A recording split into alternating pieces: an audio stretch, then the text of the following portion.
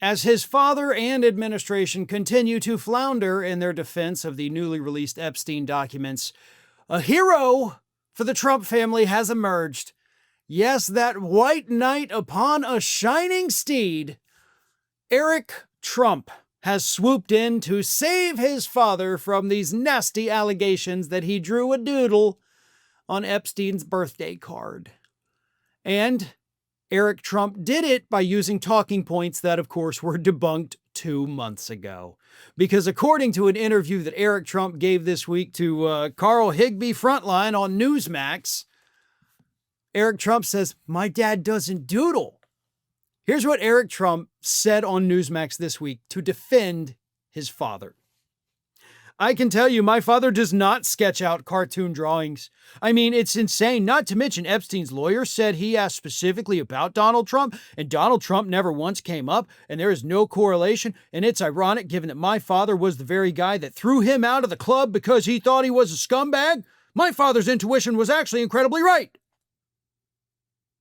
Oh my good God, Eric, how many debunked things can you say in one sentence?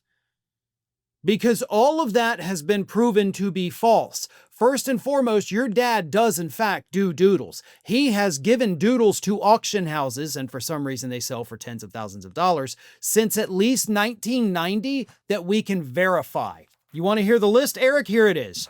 In 2005, Trump drew the Manhattan skyline, prominently featuring Trump Tower, and donated it to charity. It was later sold for nearly $30,000 at an auction house in Los Angeles. Another skyline sketch from 2004 titled "You're Fired" fetched a high price in Dallas. Julian's Auction sold a minimalist sketch of the George Washington Bridge in 2006 for $4,500, and a drawing of the Empire State Building from the early 1990s was also sold at auction. Eric, those are verifiable things that your father drew. So don't sit there and say, like, "My daddy doesn't doodle." Daddy doodles, dude. And then, of course, Epstein's lawyer asked about your bird. Epstein's lawyer asked who? And it's Epstein's lawyer. Who are you even talking about? Are you trying to talk about the lawyers who recently talked to Maxwell? Because if that's the case, they didn't ask about Donald Trump. They asked about 100 specific individuals, nearly all of them Democrats or Trump's other political enemies. That's who they asked about. They asked her. The lawyers didn't ask the other side. So, there's that as well. Not to mention, buddy, the third big lie that you just told in that, which of course is that my father threw him out of the clubhouse because he was a scumbag. Two possibilities with that, buddy. First and foremost, you're admitting that your dad committed a crime.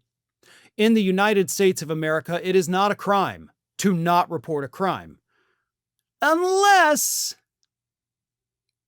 there are 3 exceptions. Now, the first 2 are irrelevant to this case. However, the third exception to when it is a crime to not report a crime in the United States is when it involves abuse of a minor. So if Donald Trump knew what Epstein was doing and then threw him out of his club because of it, then you're admitting that your dad committed a crime by not reporting this level of child abuse to the authorities. And that's prosecutable.